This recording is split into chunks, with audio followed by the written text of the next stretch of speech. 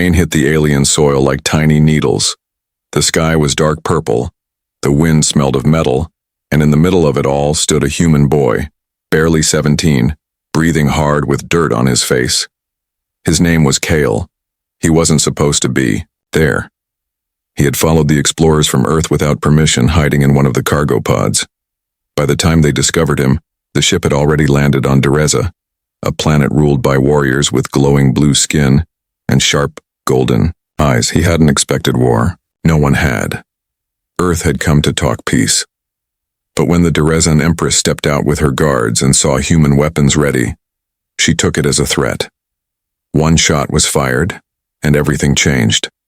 The jungle burned, creatures screamed, and soldiers bled on both sides.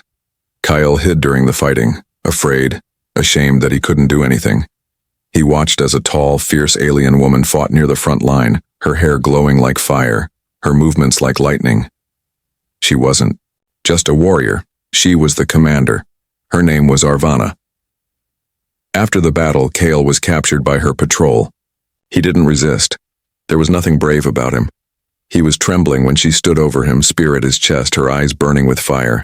He looked up, expecting death, but she just stared for a long time, her voice calm when she spoke.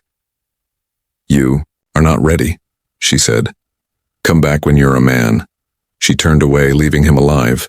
It should have been a mercy, but those words cut deeper than any blade. He was thrown into a holding tent surrounded by other prisoners, but he couldn't stop hearing her voice in his head. It wasn't just the way she said it. It was the truth in it. He wasn't ready. Not for war. Not for this world. And not for her. They released the human prisoners after the ceasefire.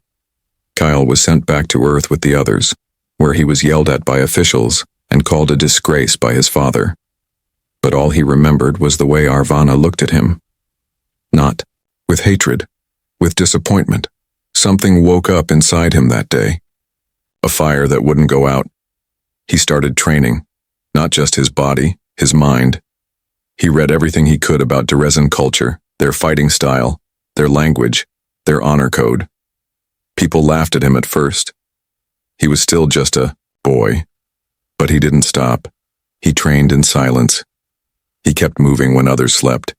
He fought in simulations until his hands bled. Years passed. Earth forgot the war, but Kael remembered.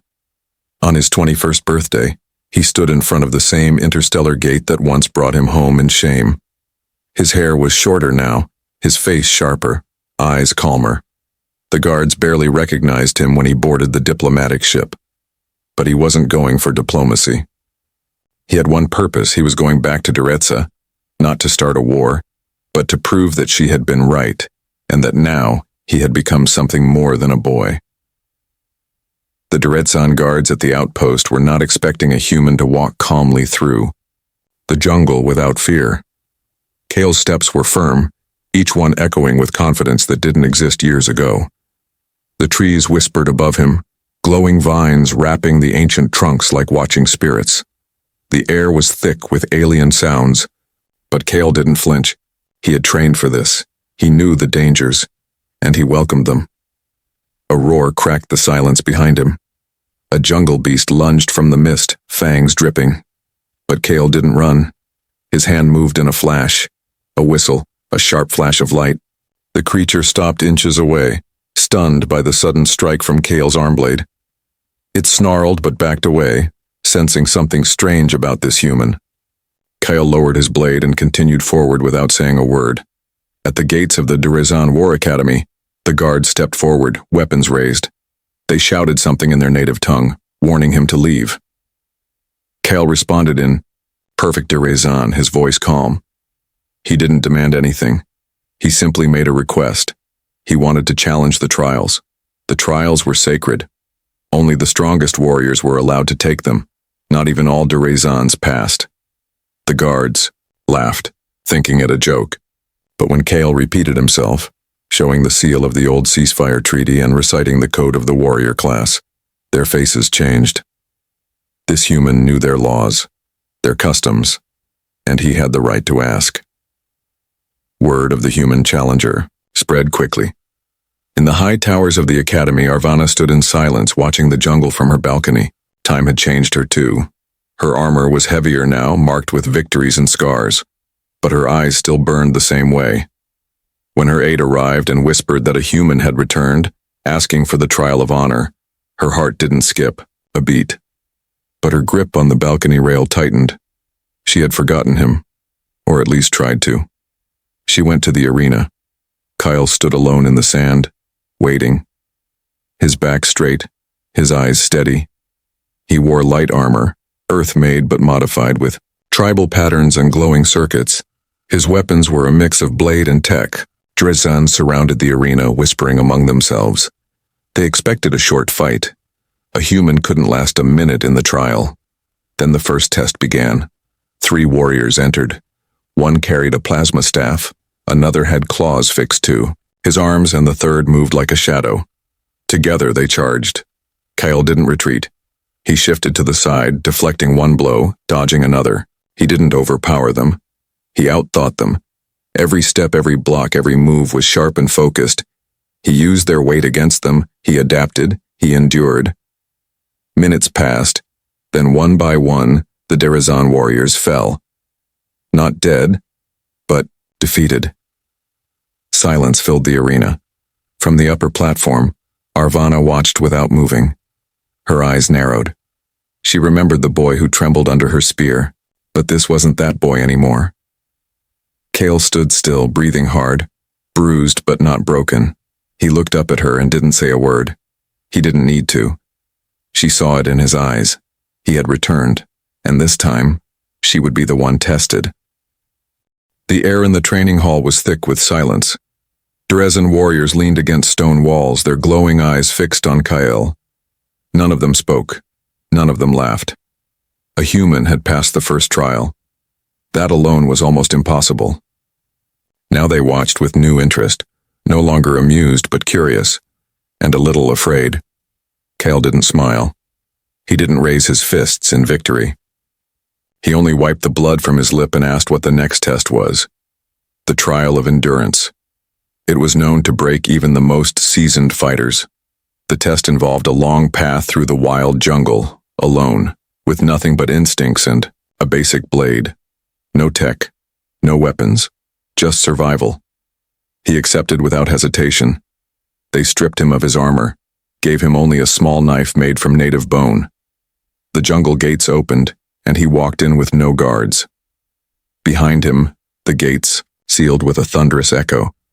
He was alone once again. The jungle wasn't quiet this time. It hissed, it moved, it breathed, and it hated him. For hours, Kael moved through thick vines, poisonous fog, and creatures that watched from trees with red glowing eyes. He didn't panic. He slowed his breath, remembered every training drill, every survival lesson he had studied from Derazan scrolls. He blended into the shadows, walked without sound, and slept in trees where the scent wouldn't attract predators. On the second night, the storm came. Winds tore through the jungle, lightning cracked through the trees, and the rain came down, like fire. Kael built shelter under a fallen stone arch. Cold, wet, and tired, he didn't complain. He stared at the carved symbols on the ancient stone above him. They told the story of a warrior queen who walked alone through the same jungle, long ago, and came out a legend. Kael traced the symbols with his fingers, feeling connected in a way he couldn't explain. But he didn't know he was being watched. In the hidden chambers beneath the arena, Arvana stood before the elders. They demanded answers. Why had she let a human challenge the trials? Why had she not stopped him? She stood tall, her voice calm. He has the right. He speaks our tongue. He knows our laws. And he has earned his place. The elders didn't like it, but they couldn't deny it. The trial was sacred. And now, many of their younger warriors were watching the human, not with hate, but with respect. One of the younger warriors spoke out. If he survives this trial, what happens next? Arvana didn't answer right away. She walked to the edge of the chamber and looked toward the jungle through the energy shield. Her eyes searched the dark horizon. Part of her hoped he would turn back. The other part knew he wouldn't. On the fourth day, Kael emerged from the jungle. His body was scratched, his clothes torn, but he carried a fang the size of his forearm, ripped from the mouth of a beast that had attacked him at night. He dropped it at the feet of the Watchers. No words. The silence said everything. The warriors stepped back as he walked past them. This time, no one tried to stop him. Arvana waited inside the central temple, where the final trial would be decided. Kael entered. Their eyes met again. But this time, she didn't see a boy. And for the first time, she questioned who would truly win if they fought again. The sun above Duretsa glowed pale white as it moved across the dark sky. Inside the Temple of the Trials, the floor hummed with ancient energy.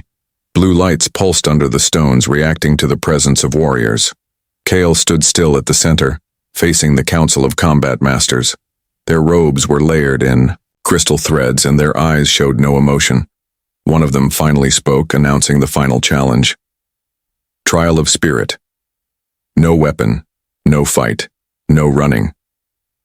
To pass, one must face themselves.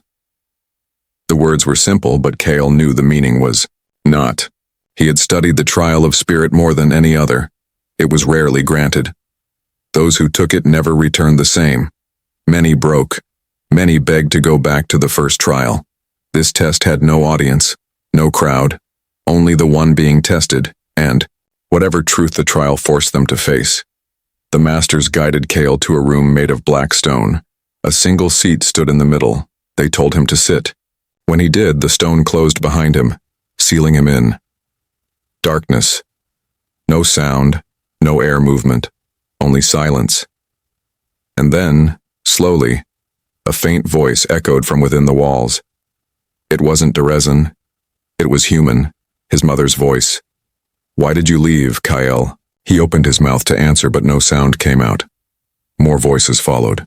His father's angry shouting, his brother's laughter, his old teacher saying he wasn't fit to be a soldier. Then Arvana's voice again, colder this time. You are not ready. The air felt heavier. He stood up, but the walls rippled with ghost-like shadows of people he knew. Each one spoke a doubt, a fear, a failure. They moved through him, around him. Some younger versions of himself appeared, crying or running. One sat in the corner hugging his knees. Kael's heart pounded. He wasn't in a fight, but it felt like a war. He dropped to one knee, sweat pouring down his face. He gritted his teeth, closing his eyes. They were just memories, just voices. But the pain was real, the fear was real. He had trained his body, but he had never truly faced everything inside his own mind. Then one image appeared that silenced everything else. Arvana. Not as a warrior, as she had been that day, looking down at him. Not with hate, but with disappointment. He stepped forward and reached toward the vision. She spoke one last time. You want to prove me wrong, but is that all you are? The voice vanished. The room grew still. Kael dropped to the ground, breathing hard. He finally understood. He hadn't come just to prove her wrong. He had come to prove to himself that he could change. That the weak, lost boy from before didn't have to be the end of his story. That he could be more, not for revenge, for growth. He sat down again, this time with calm breath. The walls faded to soft light. The shadows dissolved. The stone door opened. Outside, the council waited.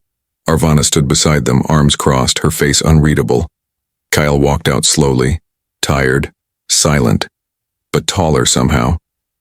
One of the council elders stepped forward and nodded. You passed. No applause, no cheers.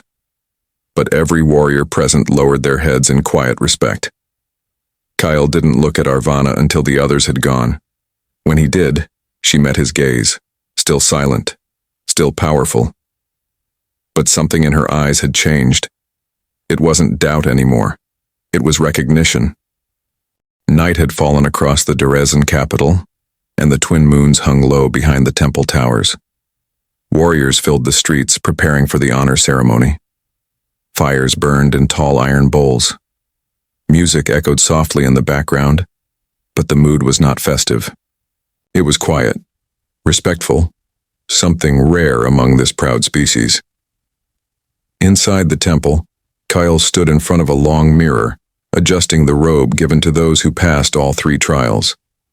It shimmered with silver thread and symbols stitched in, ancient Derezan script. He didn't recognize all of them yet, but he would learn. He had earned the right to. When he stepped outside, warriors stood to the side to let him pass. Not one insult, not one smirk. The human who once hid behind crates and shook with fear was gone. In his place walked someone they could not dismiss. Arvana was already waiting at the fire circle. Her armor reflected the flames, and her long hair moved gently with the breeze. She looked toward him, not like a commander sizing up a soldier, but like a warrior watching an equal. Still, she said nothing. Kael bowed his head respectfully. "Commander." She nodded once. "You've changed." He met her gaze without flinching. "I had to." She motioned for him to walk with her around the fire. As they moved, the crowd kept their distance, giving them space. There was no ceremony leader, no speeches. The honor was in the silence, in the presence of those who had seen the change and accepted it. "You passed the trials," Arvana said as they walked. "But honor is not only earned in battle." Kael looked at her. "Then where is it earned?" She glanced up at the moons. "In the choices you make when no one sees you, in how you carry strength, not just how you use it." He understood. The trial of spirit hadn't truly ended. It continued even now. When the ceremony ended, Arvana led him to the edge of the upper cliffs where the city met the jungle. From there they could see the distant glow of the training grounds, the deep trees where beasts still roamed, and the stars beyond the mountains. "I'm not here for reward," Kael said quietly. "I didn't come back to be honored. I came back because of what you said." She didn't look at him. "You hated me for it?" "No," he said after a long pause. "I hated that you were right." That made her turn. "And now?" "Now, I'm thankful." For a moment they said nothing. The wind carried the sounds of the city far below. Then Arvana stepped closer. "There's one more thing." Kael raised an eyebrow. "I thought I finished the trials." "This is not a trial," she said. "It's an invitation." She led him down a stone stairway into an underground chamber carved into the cliffside. Inside was a map of the outer wilds. Small glowing markers showed movement. One cluster blinked, red. "Something stirring in the north," she said. "Old enemies, they move under shadow, they don't respect peace. They will test our borders again, and we need warriors who can think differently, who can fight differently." Kael stared. "At the blinking red lights, you want me to help lead? I want you to show them what a real man can become." It wasn't a command. It was a challenge. And Kael understood that this was the true test now. Not just becoming strong, but protecting those who doubted him once. The ground shook as the Derezan patrol moved through the northern jungle. Strange, lights flickered between the trees. Leaves turned black in their wake. Something unnatural was spreading across the land. Kael walked in front of the squad, his eyes scanning every shadow.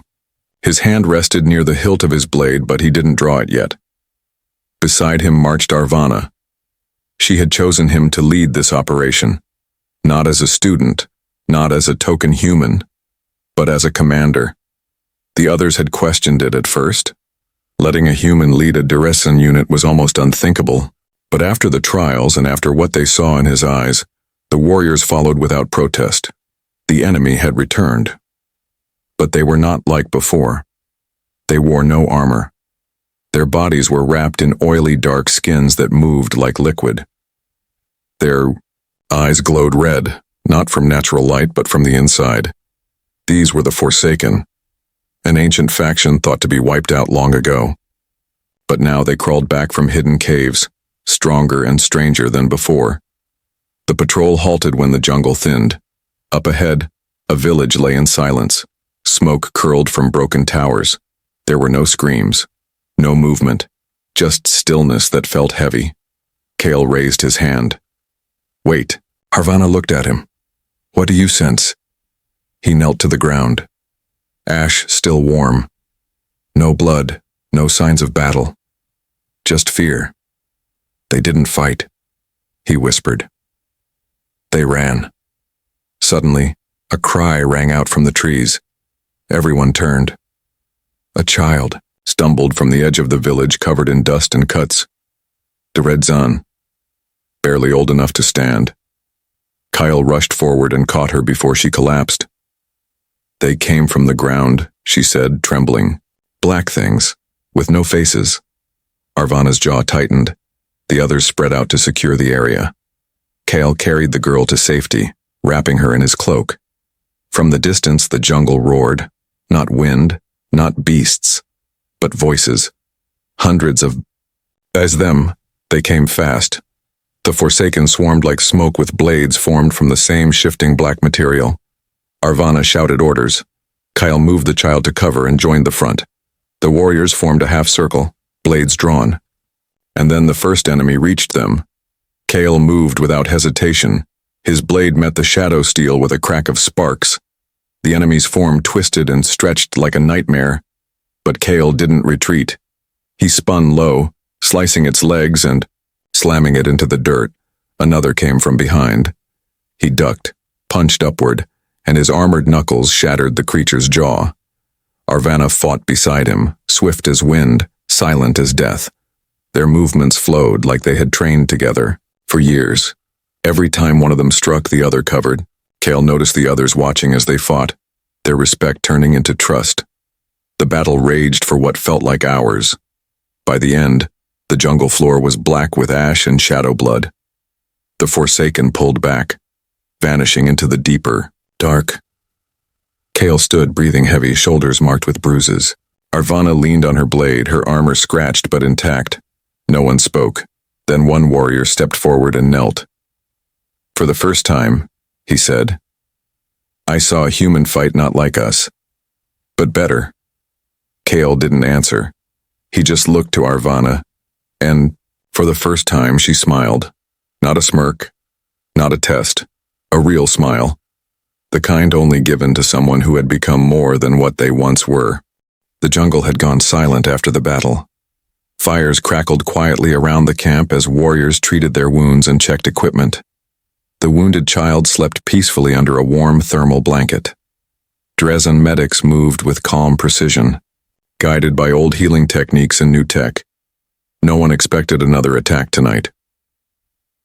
Kael sat near the edge of the firelight, sharpening his blade. His hands were steady, but his thoughts were heavy. He wasn't thinking about the enemies they fought. He was thinking about her.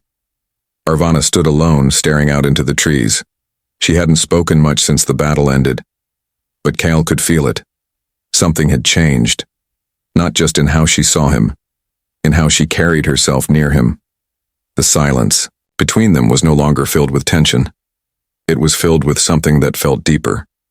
She turned toward him and walked over, stopping a few steps away. You didn't sleep. Kael shook his head. Too many memories tonight. She sat, across from him. The fire lit her face gently, casting soft gold along her features. Her armor had been removed and she wore a dark underlayer of combat cloth, her markings glowing faintly beneath. Fear doesn't leave you easily, she said. He nodded. I'm not afraid anymore. But I remember being afraid. That stays. She looked at him for a long time, then her voice lowered. Why did you really come back, Kael? You could have proven yourself anywhere, but you returned here, to me. He met her eyes. Because the only person who ever saw through me was you. She looked away for a moment, silent. Most would hate someone for that. I did. For a while, he said. But then I realized I wanted to become the man. You already believed I could be. The fire cracked quietly between them. Arvana leaned back, watching the stars above. I wasn't trying to break you, you know. That day when I said those words, I saw a lost boy in a place meant for warriors. If I had let you stay, you would have died. I know, Kael said softly. That's what saved me. Her eyes flicked toward him. You were stubborn. You were cruel. They both smiled at the same time. For the first time, the space, between them felt warm, not cold, not distant, but understood. She stood, brushing dust from her knees. "There's one more place I want to show you, before we return." Kael stood with her and followed. She led him through a quiet path beneath, trees that glowed with silver leaves. The air was cool. The night was alive with soft light from the plants around them. At the top of a ridge, she stopped and pointed. Down below was a small lake, smooth like glass. In the center stood a single stone pillar with a carved flame on top. "This is where Dresden warriors make their final vow, not to fight, but to protect." Kael stared at the lake in silence. "I didn't know this place existed." "Few outsiders do," Arvana said, "and none have ever stood there. But I think you've earned it." Kael stepped closer to the edge, taking it all in. What happens when someone makes the vow? They leave behind who they were. They accept the burden of who they must become. And their name is added to the flame carved into the stone. He looked at her. "And will you make the vow with me?" She hesitated, then nodded. Together they descended the ridge. No one watched them. No ceremony. Just two warriors, stepping toward a choice that would change them forever. The stone at the center of the lake stood tall and ancient. Time had not worn it down. It waited, silent and patient like it had for generations. The water surrounding it shimmered with soft blue light, undisturbed by wind or sound. It was said only those who truly carried honor could cross the lake and reach the pillar without the surface breaking beneath them. Kael took his first step. His boot touched the glowing water. It held firm. He stepped again. Then again. Each movement was slow, respectful, without pride or fear. Behind him, Arvana followed, her footsteps just as steady. Together, they reached the base of the stone pillar, where the names of past warriors were carved in spirals from bottom to top. He looked up and saw centuries of strength and sacrifice marked into stone. This was more than a tradition. It was history made physical. Kael placed his hand on the cold surface. "I thought I came here to prove something," he said quietly. "But I think I was really trying to find something." Arvana placed her hand beside his. "And did you?" He looked at her. "I found the part of me I never knew I had. And I found the one who helped me see it." Their eyes met in the pale glow of the lake. For a moment, nothing needed to be said. Arvana reached into a pouch tied at her waist and handed him a blade. It was ceremonial, small, carved from the bones of a sky beast. She held it out flat, her expression unreadable. "Speak your vow," she said, "and mark your name. If your heart is true, the stone will accept it." Kael took the blade and stepped forward. He thought about Earth, about the boy he used to be, about the fear, the doubt, the voice that told him he'd never be enough. Then he looked at Arvana. She had once been the one to crush that boy's pride. Now she stood beside the man he had become. He carved slowly, carefully, just below the last name etched 100 years ago. Kael, he stepped back. The mark glowed briefly, then faded into the stone like all the others. Arvana stepped forward next. But instead of carving her name alone, she placed her hand above his. "I vowed once, long ago, to never be bound to anyone," she said. "But this time I do not vow alone." She carved a second name beside his. Arvana. The lake shimmered brighter. The flame carved at the top of the stone lit with silver light just for a moment, before returning to stillness. They turned to walk back across the water. When they reached the other side, the jungle welcomed them with quiet wind and soft rustling leaves. The stars had shifted. The moons now stood directly above. Kael looked back at the stone. "I never thought I would be accepted by your people." Arvana rested a hand on his shoulder.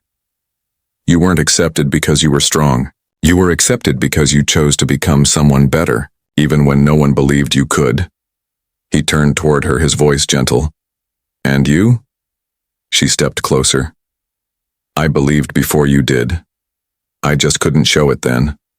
Their faces were inches apart, but there was no rush, no need to speak more. When they returned to the capital, the warriors watched them pass, not just as survivors of the battle, not just as leaders, but as something more. A new symbol of unity, of choice, of what it meant to truly grow. Together, they had walked the path of fire, blood, spirit, and silence. And together, they would lead a future where strength meant more than power. It meant becoming what others thought you never could.